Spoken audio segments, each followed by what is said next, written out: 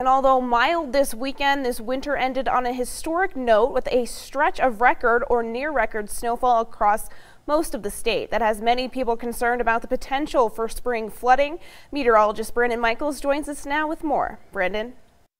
Yeah, February in particular, a very snowy month for us. And even though it's March and now we're seeing some melting, you can see there's still lots and lots of snow out here all across the state. And obviously, eventually that snow will be melting and that water all has to go somewhere. And that's generally when we see those flooding concerns. So to find out just how bad our flooding season this year is looking, I sat down with a NOAA hydrologist to get some answers.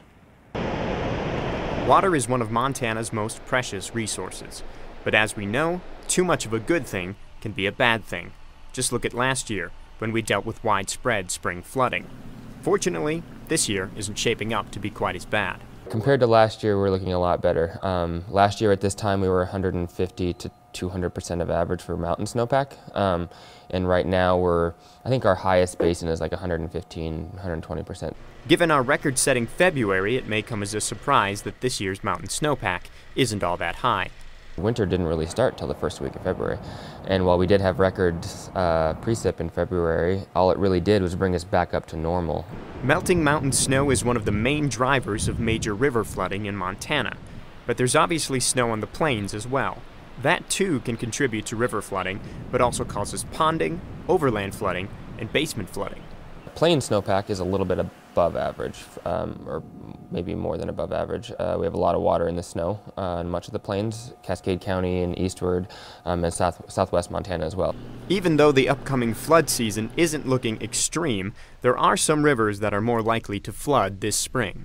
Right now it's looking like some of the tributaries to the Milk River, like Clear Creek near Chinook, and then Beaver Creek in Valley County, and then the Little Bighorn River in southwest Montana. The Shields River as well might have some minor flooding. The weather going forward will also have a huge impact on flood potential. A rapid snowmelt or heavy rain event can drastically and quickly increase the likelihood of flooding. It's best to be prepared for flooding now, especially when it comes to flood insurance.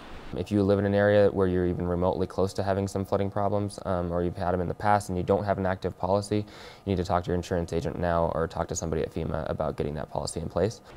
So far, our winter has left us in a good spot. Now we look forward to spring to see what Mother Nature brings and how the flooding season unfolds.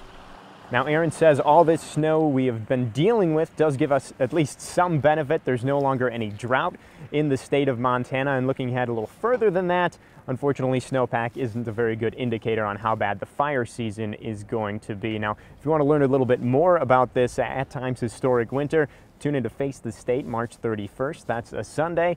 Me and the Storm Tracker weather team will be breaking down the impacts from this winter. Reporting in Great Falls, Brandon Michaels, MTN News.